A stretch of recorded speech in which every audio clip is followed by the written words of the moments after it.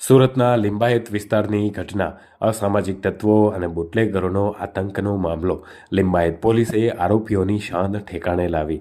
લિંબાયત કૃષ્ણાનગર 2માં ફરિયાદીને ગંભીર ઈજા પહોંચાડનાર મારામારીના ગુનામાં 4 રીઢા આરોપીઓને પકડી પાડ્યા.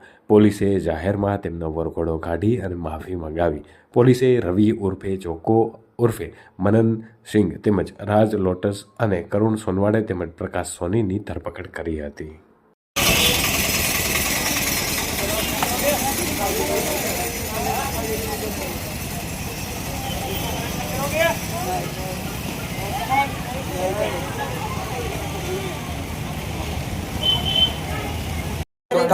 क्या नहीं करोगे? नहीं करोगे इधर?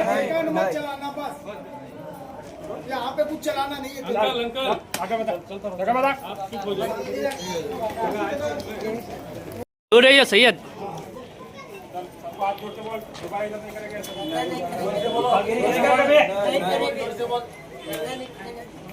बोलता रहे।